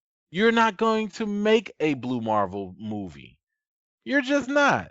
You're going to feature him in a whole bunch of different things. You're going to give him some cool moments, but you're not going to make a Blue Marvel movie. You might. The most these black characters might get is a Disney Plus show. That's the most they might get. And this is why, I don't know. I was about to go off on a tangent about how DC was about to give Cyborg and was representing diversity a lot more with Zack Snyder. They almost were. No, Marvel is terrible at this. So this is going into those conversations that we sometimes have called about systemic racism and how just people just have bad habits. They don't break their habits, and then they put up blinders when somebody tries to make sense to them. Or refuse that. Let me rephrase that. They claim ignorance, or they play ignorant when somebody tries to offer them insight into what they're doing. Disney's been doing this for years. This is a normal Disney tactic, right? We've been fighting for a black Disney princess, or at least more diversity and representation in the Disney animated movies. We're barely getting that. And when Disney is starting to do that, they're getting pushback to the point where they're even scared to do anything. Yep. Right? I don't know. Kevin Feige is. Well, let me ask you this: do you feel like if, because you have more hope than I do, do you But feel like if Letitia Wright, let's just say, she uses all of Black Panther 2, and then at the end she becomes the new Black Panther. All right, fine, whatever. You think she can, like, she is stepping into I can carry a movie role now? I think she's getting there. Yeah, she's actually had that Small Axe movie did a lot for her. So she's actually getting to that point where she's almost. I'm not gonna say she's at like Chadwick's level, but she's at that level of recognition that Chadwick was at when he started Black Panther. So I would say she's almost at the point, right? If she gets a starring role and she actually does it good, yeah, she could carry it. And I think I that feel like they're going to have to do what they've been doing, especially with the Captain America stuff, which is not terrible because and to be fair, they did this also in Black Panther with Chadwick, because I know a lot of people want to praise Chadwick for the role, but I think that we praise Chadwick in the role in totality. So like when I think of him as T'Challa, I'm not thinking about just Black Panther. I'm like, oh, from Civil War to Infinity War to Black Panther to Endgame, like all of that put together, he did a good job. But if you were to look at Black Panther, at only Chadwick, my man was getting kind of buried by other characters. Yeah, like there were so many other things going on. He's standing next to Angela Bassett. I mean, that's what I'm saying. Like you stand next to Angela Bassett. Michael B. Jordan is almost taken over. You have all these other side stories going on. It was rare that we had, some real defining. I think like the Spirit World thing was a good one for him, where he was like, arguing with his dad and stuff. Like those kind of moments was like, oh yeah, my man can act. But outside of that, I don't know if the movie did a lot to propel T'Challa specifically. Similar to how like Iron Man propelled Tony Stark. I would say like Thor, the movies, even as bad as they were, they propelled the individual character. So I don't think Black Marvel Panther doesn't really propel their characters in their solo films. They propel them in the ensembles. That's not true. I just showed you the difference. So we just talked about Iron Man propelled Tony Stark. Iron Man is I agree with that. Thor, I don't know about that. I would say Thor all about Thor. Thor absolutely, Thor but 2 was all about Thor. Thor 1 or Thor 2 propel the character. Yes. And First Avenger. No, I would say Avengers propelled the Thor character. Not at all. No. And Avengers 2. Those Thor movies didn't do nothing for me. Rewatch it. Thor 1 was literally all about him being. I understand, but Thor a lot of people don't remember those movies. A lot of people don't remember who the villains were. I was talking about Marvel's habits, though. I was just talking about their habits. I'm just talking about the success. What was successful in propelling the characters? Sure, Iron Man 1 and 2, yeah. Thor 1 and 2, no. Right, but what I'm saying is like Black Panther 1, they weren't trying to propel. But that happened in Civil War, is what I was getting at. So the ensemble movies will see the characters. Like Hulk has this problem, right? He doesn't even have a solo movie, so his narrative gets propelled in the back of the Avengers movies. I mean, lately, it still right? Counts. But his character is getting propelled in the ensemble films. Yeah. And there's a huge arc, right? And something I've learned thanks to WandaVision is if you actually look at these characters sliced out in all the movies, they actually have a narrative going on. Yeah, no, that was actually something Mark Ruffalo talked about, and he was like, that's why they included him in Thor Ragnarok, because they were like, because we couldn't have a movie, Kevin Feige was like, how do you feel about just telling these different arcs in different films? So Age of Ultron was a Hulk arc, Thor Ragnarok was a Hulk arc, Avengers was a Thor, So that's what I was saying with T'Challa. Even though he didn't get the much shine in his solo movie, right. In Civil War, it was a character defining moment for him. That's when he learned to let go of his anger and not be that vengeful person. Black Panther, he was able to learn, okay, I'm going to be a different type of king, or whatever. And of course, we are now cut short because we have no idea what kind of king he's going to be, since they don't want to recast. But um, I think what is going to end up happening, especially with Letitia Wright, is I think that they're going to try and hide her. Like, I think they will give her memorable moments, but they're going to have to hide her. They're going to have to elevate the Dora Milaje. They're going to have to elevate Nikita. They're going to have to give M'Baku more scene time, screen time. They're probably going to have to do some Killmonger and stuff. There's going to be so many other things, Wakanda, that are there that by the time it's over, she'll probably become Black Panther and be like, oh, okay, cool. Yeah, she got the mantle. All right, that's cool. But lo and behold, she's probably not even getting like the most amount of screen time. And that's kind of like one of the bigger issues I'm having here, which is kind of like we're giving like this false compromise or this false premise or false dilemma, maybe even a false choice, where it's like, hey, look, we're going to focus on all the other stuff in Wakanda. And I'm like, we can't do that with T'Challa. Like it shouldn't be an either or situation. I mean, we did this perfectly. We explored the Dora Milaje perfectly fine while the main character was still around. We explored Shuri just fine while the main character was still around. Like, if the comics show the balance, why can't the MCU? And my problem is the fact that when people say, "Hey, just give it to Shuri. Yeah, it's a mantle. I don't say that. It should go to other I people." say, I'm just saying, I feel like it waters it down. It waters it down where it's kind of like, yo, yes, it's a mantle, but at the same time, it's like when y'all play hot potato with it, it's it's kind of like disappointing. it's disappointing and it loses significance. The reason why Black Panther has been going for 55 years, even though the mantle switched, there's always been a focal point. But when you remove the focal point, you make everyone expendable. Because guess what happens? What happens if Letitia Wright gets canceled? I hear you. You know what I'm saying? So like, we've seen shows lose their lead before, right? And they just pivot and they continue on. It happens. Yeah. Letitia Wright, as far as you see, she off of social media now. Well, there's two different conversations that we have here, right? There's the conversation of whether or not she can carry a film and whether or not you want her to be the new Black Panther. They're not the same conversation. However, I don't care. Intertwined. I don't mind if she's the new Black Panther. So hold on. Is the lack of recasting T'Challa. I hear what you're saying. So retiring T'Challa and putting her in the lead is an issue. I think that aside from the issues that you've been raising with regard to T'Challa as a character, yes, Letitia Wright could lead a Marvel movie without question. Yes, Letitia Wright could bring in a box office if it's a good movie without question. Would it be as impactful culturally? Without question. Is it going to satisfy people who want to see more stories about T'Challa? Debatable. And that's where the issue is, right? Because now we're talking about,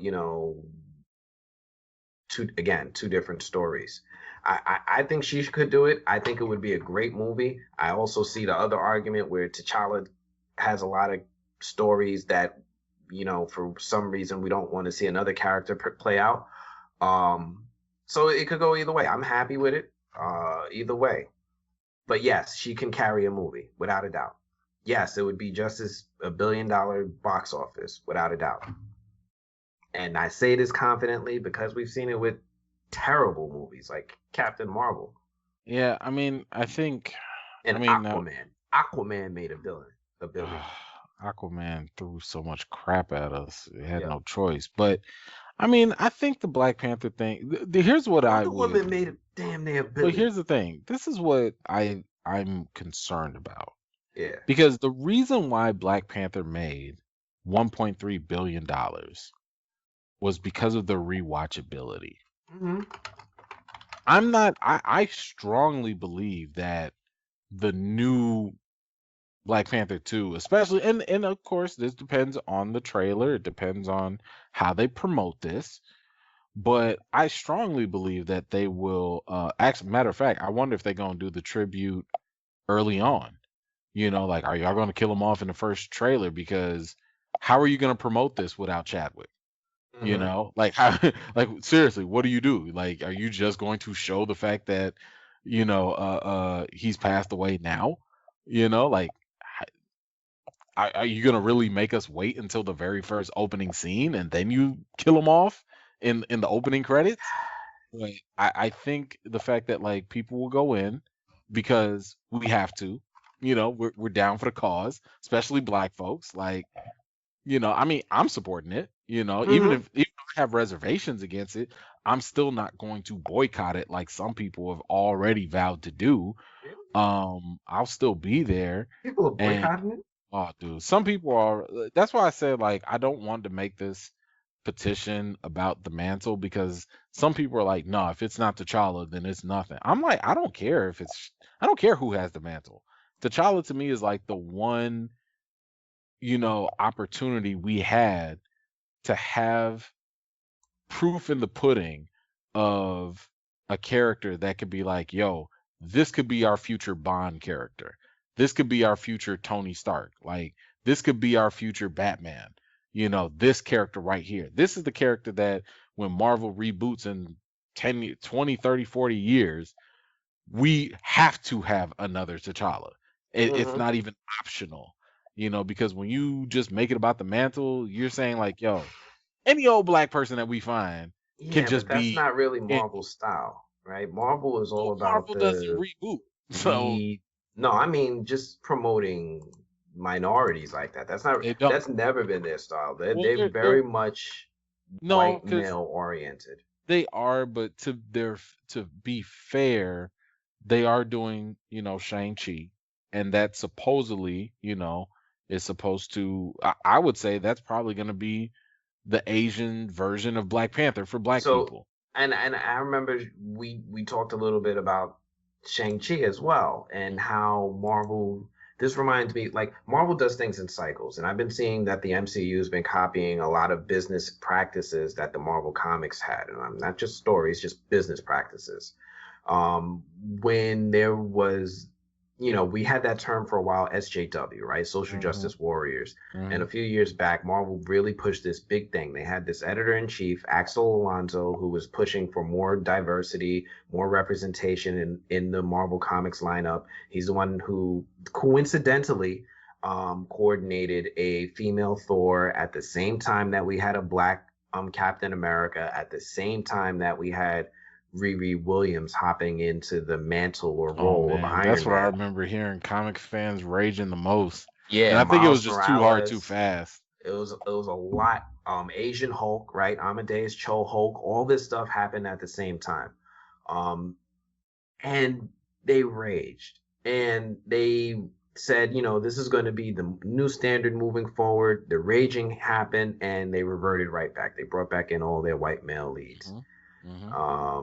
They even tried to play with it for Sam for a little while by making Cap a Hydra agent, and they was like, Hmm. nope. Hmm. But they still switched it back. This reminds me of that. I feel like we're Hmm. going to get a little bit more of that from Marvel.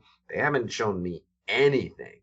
Black Panther is exact proof that they are still very much operating the same way under that paradigm of racism, right?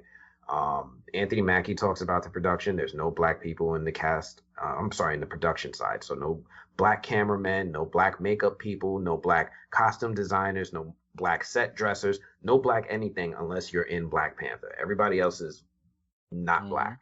Hmm. They're going to fall right back into this. They're going to do Hmm. this little bit for a little while. We're going to have our own little Wakanda be the black section.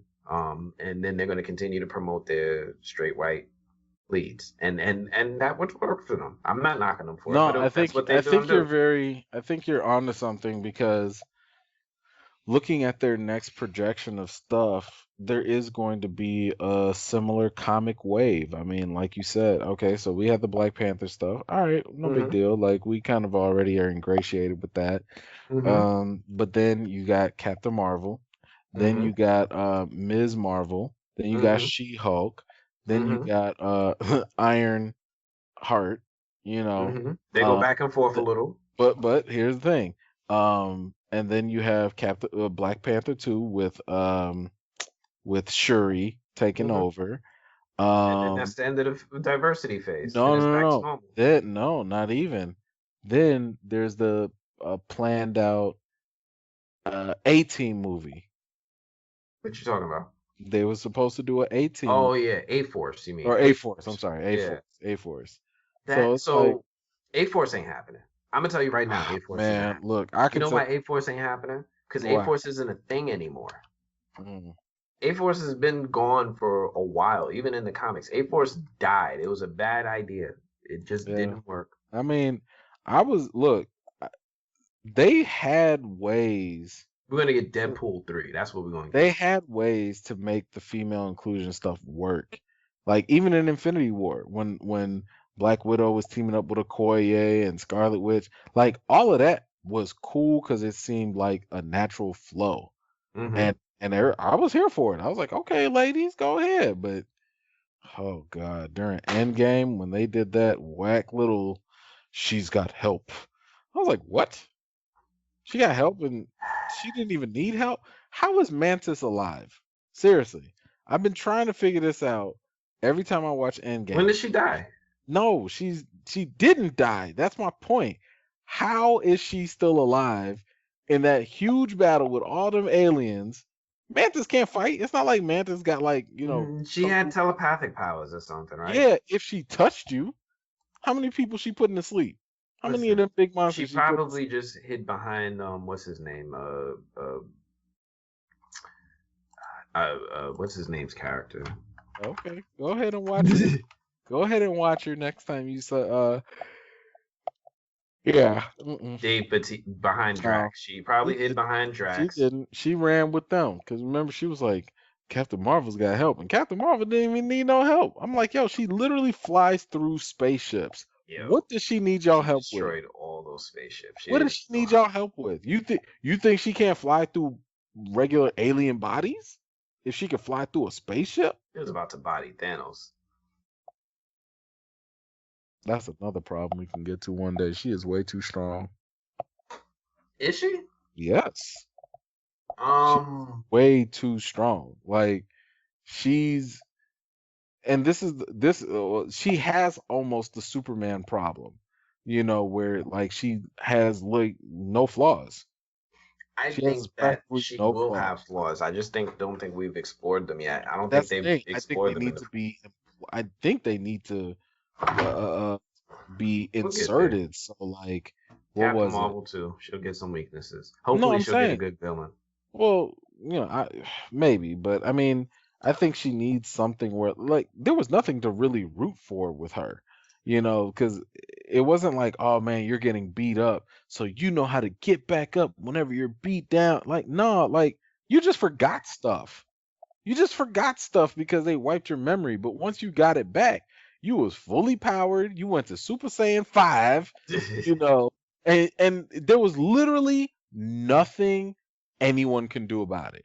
Like, couldn't nobody shoot you? Couldn't nobody challenge you? There's no, like, she's literally invincible. And that was my problem. I was like, yo, I have no problem with you being powerful. You mean she was Omni-Man? She was pretty much Omni-Man. But I'm saying, like, there's nothing wrong with being, like, more powerful than everybody else. But I'm saying, like, you literally had no flaws.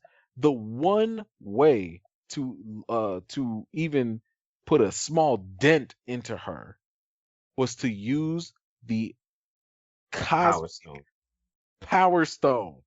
You had to use the essence of power. Hold on. To be fair, she hasn't gone up against the strongest people, right? Thanos is very, very strong. Word. But he is not amongst the strong. Straight up could overpower the Hulk. Yeah. Straight up overpower the Hulk. Yeah. Who is one of the most powerful. Somebody who could literally punch an entire Chitauri ship. And he overpowered that person. Yes. And he's still not the most powerful person depicted in the MCU. What you want, Guardian? Who you want? I was gonna. Yeah, so like a Silver Surfer. So I was gonna say she hasn't gone up against the strongest. He hadn't gone up against the strongest. He'd gone up against people very, very strong. And as far as power scaling is concerned, we don't know where she scales compared to like a Celestial or something like Oh, that, come right? on. Stop that. No. And I don't Like, mean the no, giant seriously, robots. I seriously. mean, If you have but to get to the point where Captain Marvel, the closest she gets to a rival is a freaking Celestial, it's too much. It's too much. That's there's like saying like, stronger oh beings in the man, universe. Maybe there's beings as strong as Thanos out there. I'm just saying she needs to scale that down. Like here's what I like. At least in the comics, she could get that super powerful. What is it when she goes binary and stuff? I'm No, cool with that. she don't get that strength. She gets a different power set. No, she has a different power, but I'm just saying she can get more powerful when she goes binary. So if what we saw was her in binary mode, I'm okay with that. But the I was thing just is, even saying, in the comics, she had a limiter. She yeah, had like but a the time limit. MCU doesn't follow the comics at I all. The know they don't. MCU, I I'm know, but okay with their power scaling because I feel like they're just setting it up for something else. There's going to be an explanation why she's so OP compared to everyone else, and we're going to get proper power scaling from them. They don't. This is very much in line with how they do stuff I with their I I get developments. that because they kind of did that with Vision.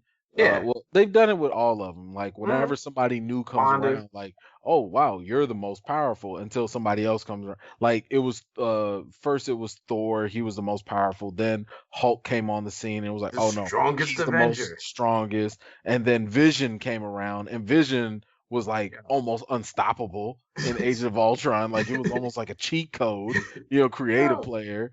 And Civil then now War. Wanda's like gotten her abilities God up to powers. ridiculous, She's got God powers levels. now. So, and then of course, whatchamacallit, Captain Marvel comes through and it's kind of like, yo, Well, who's they've gonna just check been her? scaling up the Avengers. So I think that they're doing this. If you think back to that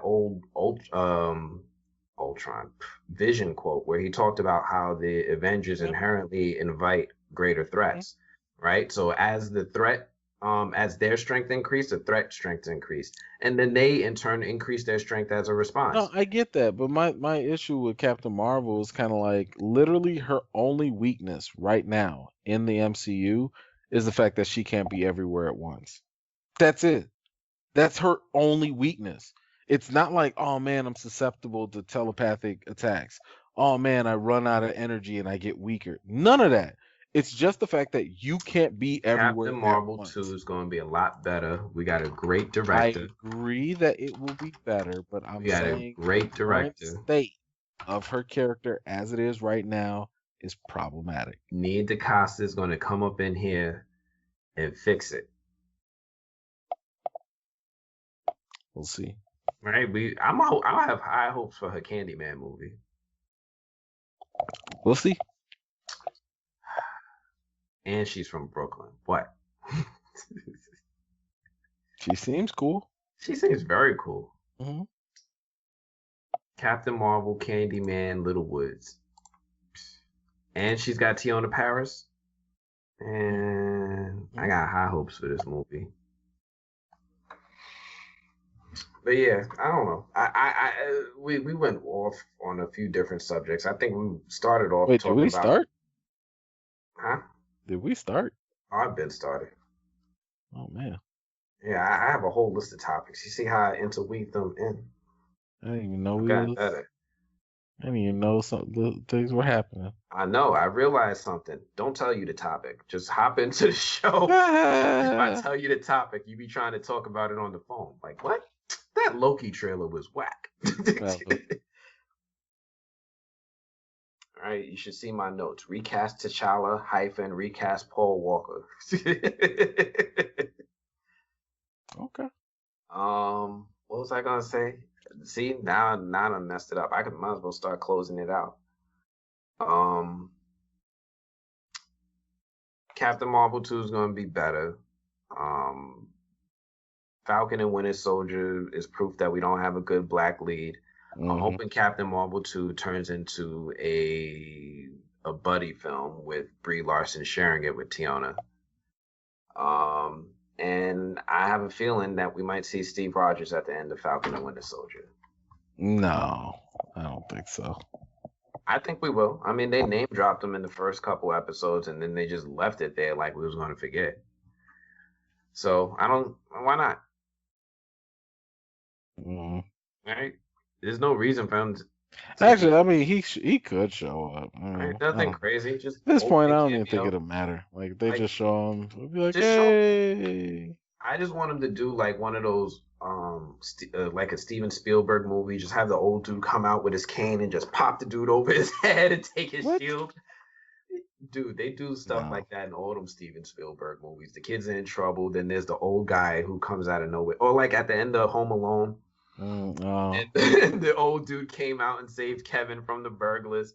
I want to see Steve just come out as that old dude with a cane and just knock out John Walker and be like, give me that shit.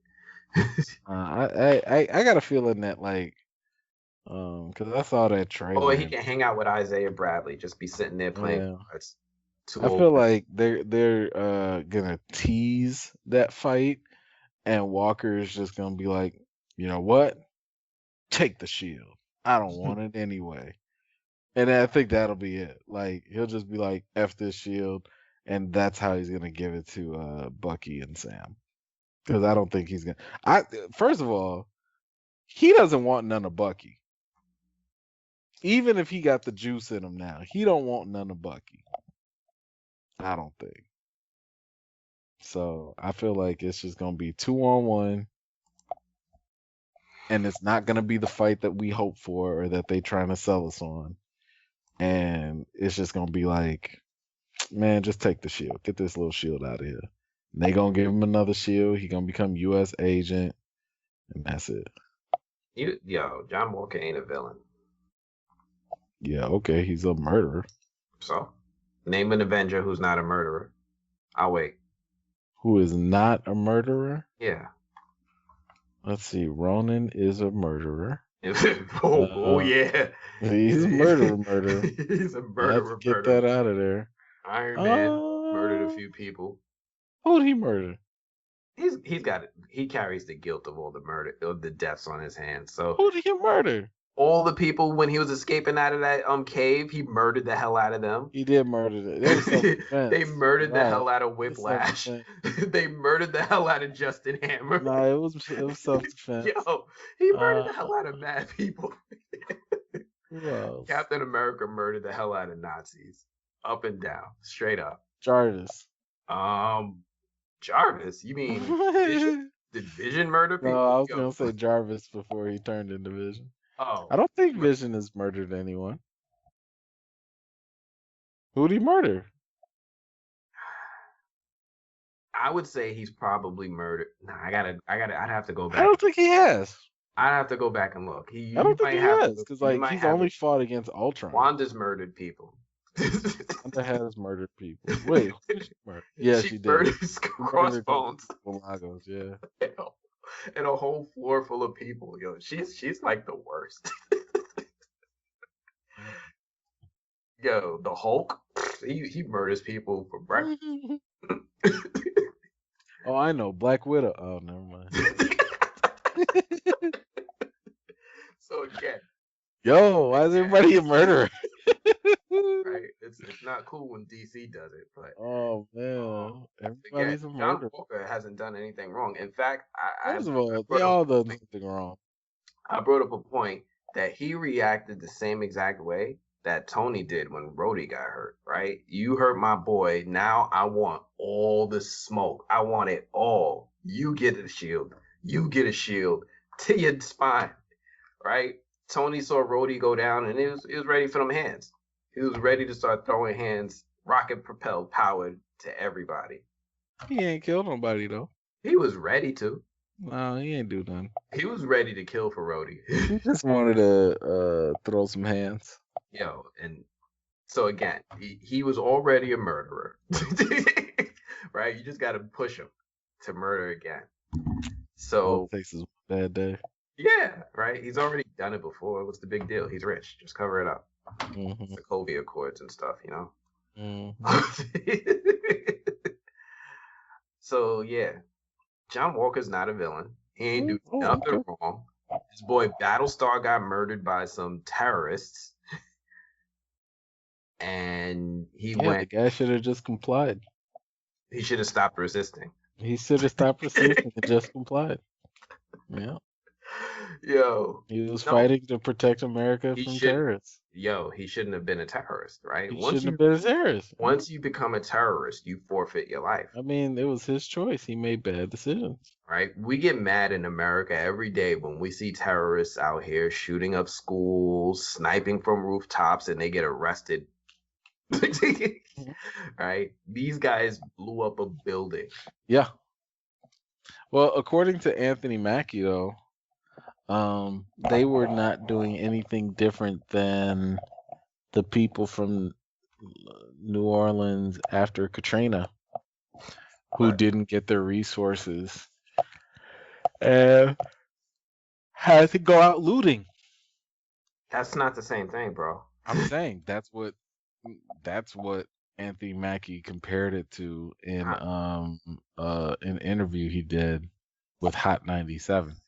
Anthony Mackie.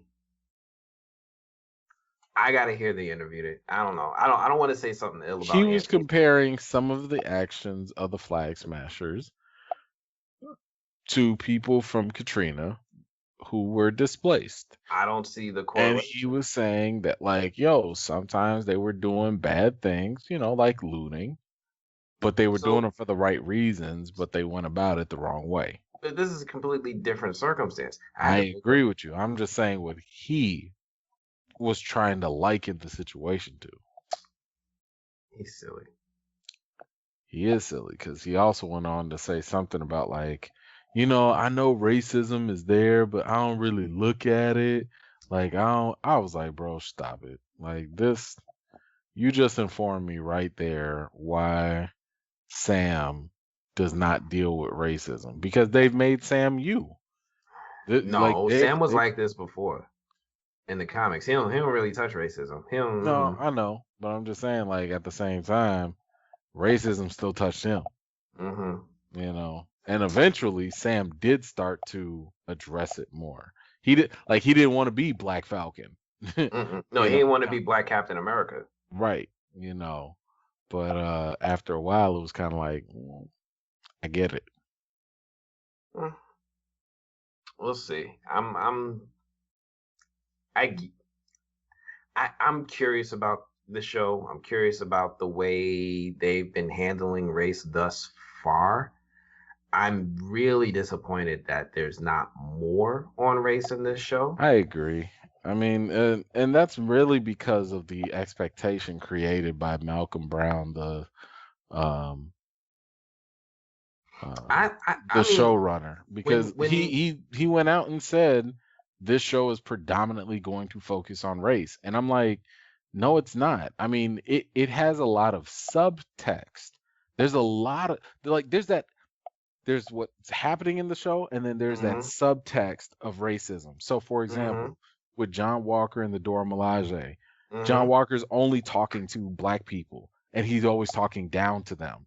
He's stepping to Sam. He don't step to Bucky or Zemo. He steps to the Dora Milaje. He don't step to nobody else.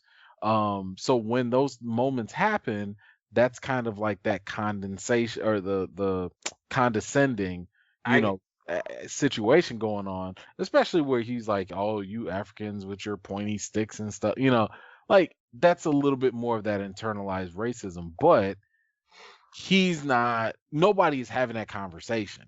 Nobody is actually saying it. And the problem with that is that you and me, as two Black people, as minorities, we already catch all this stuff. The people that need to catch it ain't catching it.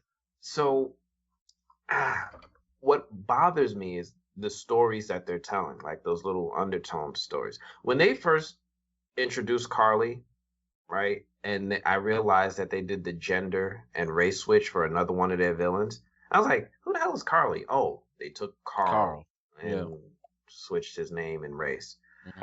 When they did Carly, I thought Carly was going to be like more like, a traditional Black Panther, world without borders. I want to unite the world. I'm going to be I'm going to be the leader of this group. And instead, they just threw all that to the side and gave us whatever the hell we Made her have with her terrorist. now. I feel like part of that is also because of the super soldier serum, because it does kind of corrupt the mind a little bit. Made her surprise Um, us. so I think that's what that is. But And um, humanize Zemo. and the thing is, they do a really good job with the other themes and like all the other social issues. You know, the supremacists, nationalism, whether They the love. ends justify the means and stuff. All those things work so well. It's just the racism part. I'm like, I feel like y'all dropped the ball with this only because, like, the police situation. First of all, they just threw that in there. Fine, Mm-hmm. okay. Even if you want to throw that in there, I get it. It's not even a teachable moment. Like you threw it in there. Every black person in there sat here and knew this was some BS. We all knew that. But at the same time, you know, the characters never even talk about the moment. Like at all. Nobody even says like, here we go. Or like, of course they coming for me for like there was zero follow up with that. And Mm-hmm. I'm sitting here, I'm like, yeah, again, all the black and brown folks that are watching, we get it. The white folks that are watching, and here's the thing, the white folks that are watching, there was some supposed study, I don't know how verified it could be. It was saying that like 80% of the viewers that were watching stopped at that point on episode 2. Mm-hmm. Like they was just like, oh no, this is too woke for me. And they just stopped. I mean, I've had people come on my channel and sit here and talk about like, oh man, these shows are getting too woke. Now you're getting too woke.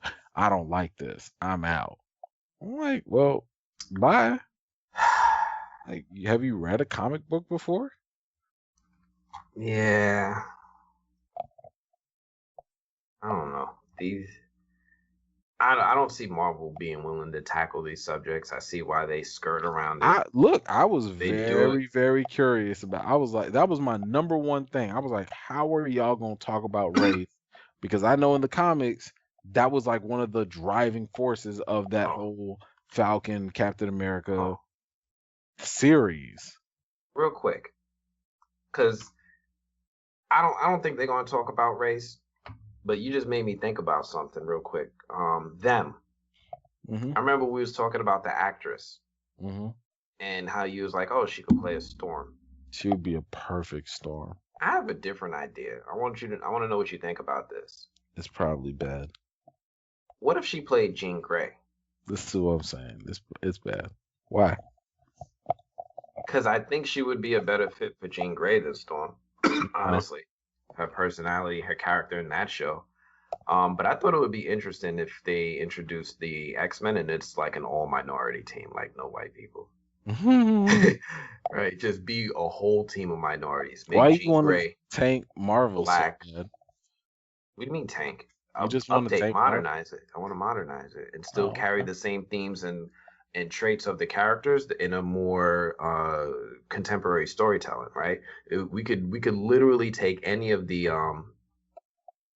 I'm not going to say any one specific because they're so sensitive. We could literally talk about any of the social issues that are in the news today that are racial and put the X-Men in it. Sure. And it would apply, right? You could immediately make a movie out of it.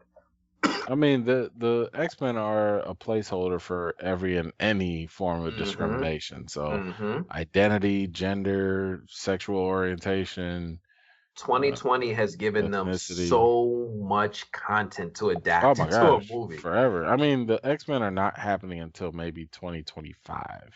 She would be a good Jean Grey. I don't think so. Make that woman Storm. She is a beautiful chocolate woman.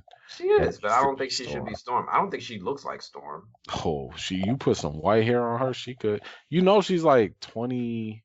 No, she's like 30, I want to say. She's perfect. She's perfect. The more I watched her in there.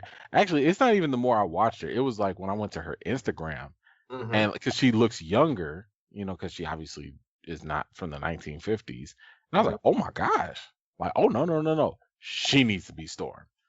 Man, there's a lot of actresses I would rather see play Storm before her. That's just how I feel.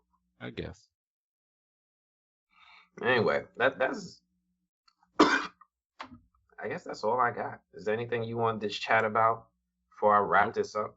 Go sign that petition, recast Tchalla. We made it to people.com. It's crazy. People magazine. Peoplemagazine.com. Man. And there's more too. Like if you actually Google it, there's a nice string of outlets that actually went ahead and jumped on this. I'll touch on that in a second. But all right, I'm gonna use this as my nice little segue to wrap things up. If you guys like this video, do me a favor, hit that like button. And if you're new to this and want to see more videos from us, make sure you subscribe. That's all I got for this one. I'll hit you guys later. Peace. Now, let me make sure I do this without hanging.